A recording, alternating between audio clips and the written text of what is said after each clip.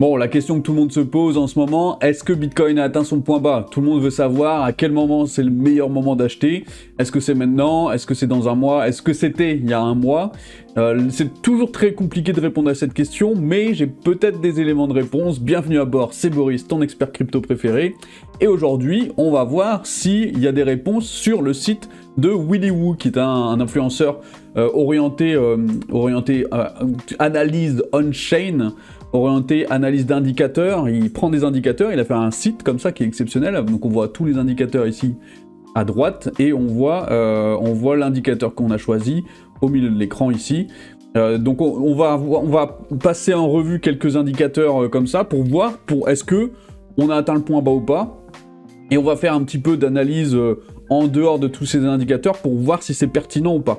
Et à la fin, normalement, vous aurez une réponse pour savoir si est-ce que le point bas a été atteint, ou alors est-ce que il peut arriver dans les quelques semaines ou les quelques mois à venir, sachant que moi je pars du principe déjà que le point bas, on n'est pas loin. On n'est pas loin du point bas, ça veut pas dire que demain il sera là, ça veut pas dire que dans une semaine il sera là, mais 2026, selon moi, ce sera l'année du point bas, et peut-être début 2027, mais en tout cas, on va voir si ça a été le cas ou pas. Donc ici, c'est quoi? BTC Price Model.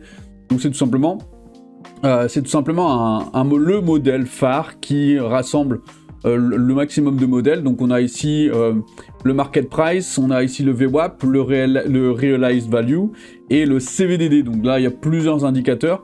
Donc en fait, il a pris plusieurs indicateurs qu'il a mis, un indicateur de top, et puis un indicateur de bottom aussi, le CVDD, qui a très bien marché jusque-là. Et puis deux indicateurs un petit peu qui donnent des tendances.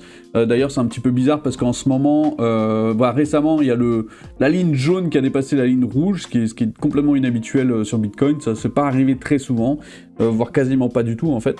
Donc cet indicateur a été dépassé pendant un moment. Mais qu'est-ce que ça nous dit? Bon, ça nous dit que là, visiblement, d'après cet indicateur-là, on n'est pas du tout sur le bottom. Si on prend cet indicateur-là aujourd'hui, on va zoomer ici. Ça nous dit qu'on a un canal entre 45 000 et 54 000. Et ça, on va le voir dans les autres indicateurs, et ça peut revenir quand même assez souvent. Alors donc le BTC Capitalization, alors ça c'est juste la capitalisation du Bitcoin contre le prix réel des bitcoins récents échangés, voilà. Donc la capitalisation à 2,2 trillions de dollars du bitcoin, mais ce qu'on sait c'est que la valeur totale des bitcoins échangés ne vaut que 1,04 trillion. Donc en fait, là on est quand même très haut par rapport à la valorisation réelle d'un bitcoin échangé sur les marchés ces dernières années. En ce moment, on paye un premium, c'est-à-dire qu'on paye plus cher que l'ensemble des bitcoins qui ont été échangés sur le marché. Donc ça, c'est un autre indicateur qui nous dit que on n'est peut-être pas dans le bottom en tout cas. Il y a encore de la marge à la baisse actuellement. Ici, le MVRV Zone, celui-là, c'est selon moi le plus important. C'est celui que je préfère en tout cas. Bon, d'autres vont dire que c'est le premier ici, le Price Model, qui est quand même exceptionnel. Mais moi, le MVRV, c'est un bon indicateur pour savoir vraiment est-ce qu'on achète ou est-ce qu'on vend. Donc MVRV, c'est le market value contre realized value. Donc c'est un petit peu comme le capitalisation, mais vu différemment. Voilà, c'est pour ça que je l'aime bien, c'est que ici on a une belle courbe verte, avec au milieu c'est neutre. En haut, ça a plus de valeur que ça devrait, et en bas, ça a moins de valeur que ça devrait. Je vais très rapidement, c'est-à-dire que la realized value est plus basse que la market value. Donc ici, tout simplement, on est dans du 0,82 actuellement, là, dans le point actuel. Mais on peut voir que le point bas extrême, et ça s'est arrivé une fois, deux fois, trois fois, quatre fois, les points bas extrêmes sont autour des moins 2. Voilà, moins 2 ici, ça descend, on n'est pas à moins 2 pile, on est à moins 1,8, quelque chose comme ça. A contrario, les points hauts sont plutôt au-dessus de 2 en positif ici. Donc une fois, deux fois, trois fois, quatre fois. Néanmoins, là on se pose la question, d'après ce modèle, est-ce qu'on a encore de la marge pour aller chercher un bottom? La réponse est oui. La réponse est oui, on a encore de la marge pour aller chercher un bottom largement, on peut encore diviser par 2 par rapport, sur le graphe vert. Ici, on peut encore largement diviser par 2, aller chercher proche du moins 2, peut-être un 6, un 7, un 8 en négatif. Pourquoi pas? Maintenant, si on observe bien cet indicateur, eh bien là, il a atteint les 2, 1 fois, 2 fois, 3 fois, 4 fois historiquement, dans des tops historiques. Et on est en droit de se dire, bah ça aurait pu faire 2 aussi ici en 2024, en début, fin 2024 et en 2025. Alors que pas du tout. Pas du tout, les tops de Bitcoin de ce cycle n'ont même pas dépassé, enfin ont timidement dépassé les 1 à certains moments dans des pics. Donc, la question c'est, est-ce que si dans les zones d'achat, les pics sont mitigés à la baisse, est-ce que dans les zones de vente, les pics seront mitigés à la baisse? Et ça c'est une très bonne question, on va essayer d'y répondre à la fin.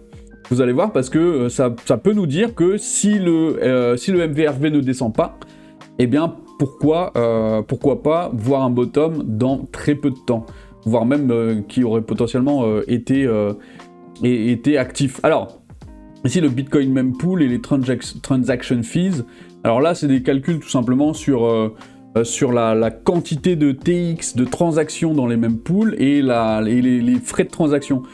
Donc on observe qu'en fait quand le Bitcoin vraiment il y a quelque chose qui se passe dans Bitcoin, que les gens en parlent, qu'on est dans un bull run, les transactions et comment dire, les mempools et le nombre de transactions dans les mempools sont en hausse fulgurante, d'autant plus pour les mempools ici entre avril 2023 et ici février-mars 2025. Donc là c'était la période du bull run quand c'est monté. Et par contre, dès que ça baisse, pouf, là on peut voir que le Bitcoin, bon, peut-être ici c'est exactement ce qui s'est passé en 2021.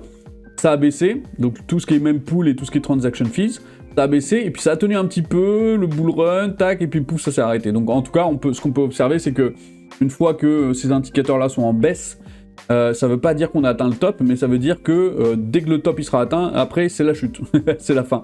Et puis après il y a une période, voilà, c'est la période du Bitcoin, de bear market, ici qui a duré environ 2 ans, et qui peut potentiellement ici aussi durer environ 2 ans. Admettons on prend mars 2025, ça nous emmène à mars 2027. La fin du bull run. Donc on a encore de la marge sur la fin du bear market, pardon. On a encore de la marge sur ce bear market ici, d'après cet indicateur. Est-ce que cet indicateur va toucher le bottom? Est-ce qu'il va nous dire quand est-ce que ça va remonter? On n'a pas la réponse, mais c'est toujours une pierre de plus à l'édifice, c'est ça qui est important.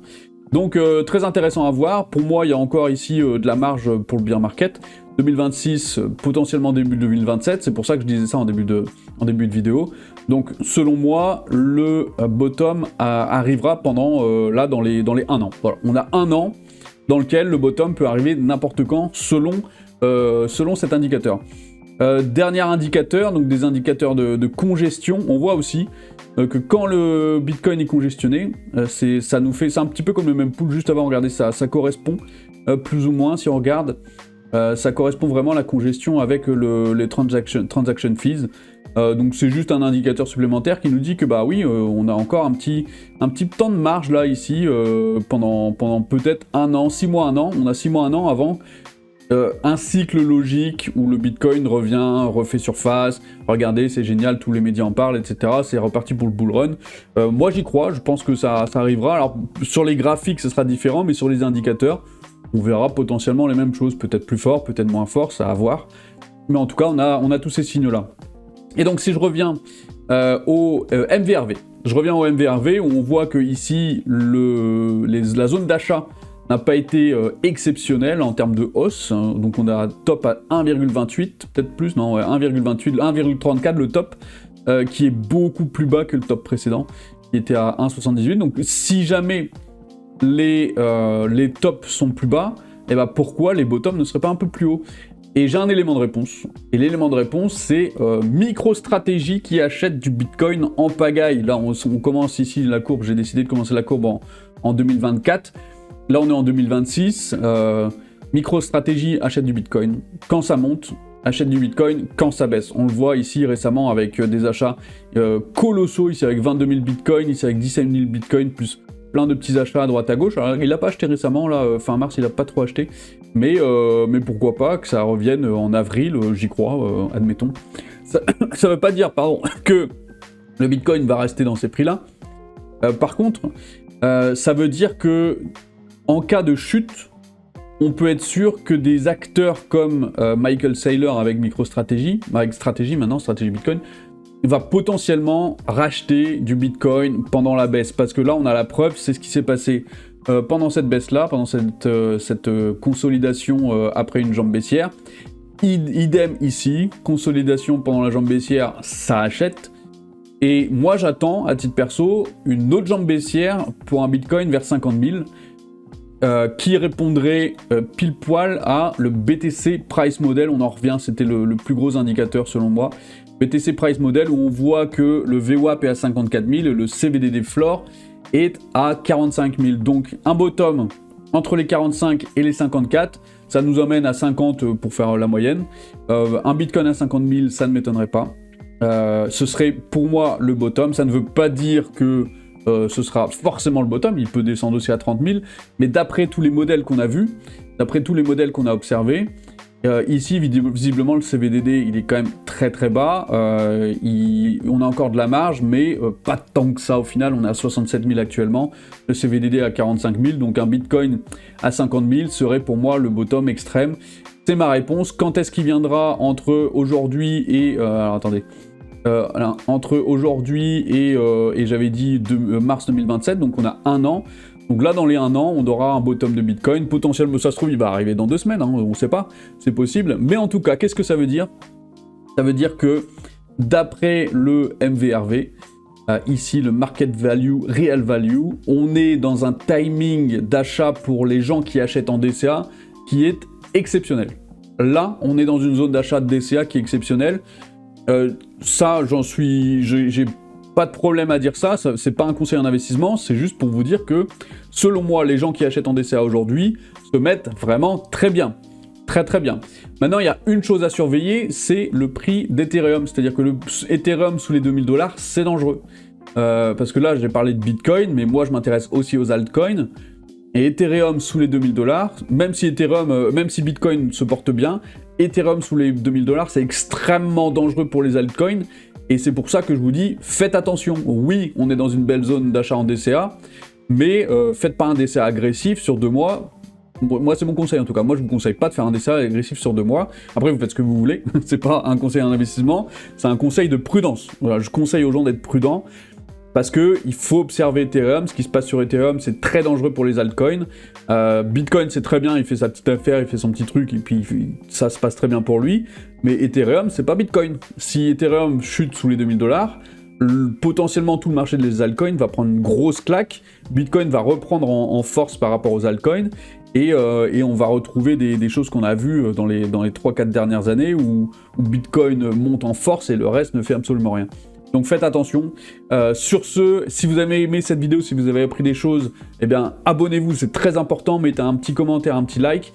Et puis il y a les liens dans la description, n'hésitez pas à aller fouiller ces indicateurs-là, c'est vraiment super le site. Très simple à comprendre, si vous ne comprenez pas, vous prenez Grok et puis vous mettez un petit peu d'explication via Grok avec des screenshots ou vous demandez tout simplement, il va vous aider à comprendre mieux tout ça. Merci à tous et à demain, ciao ciao.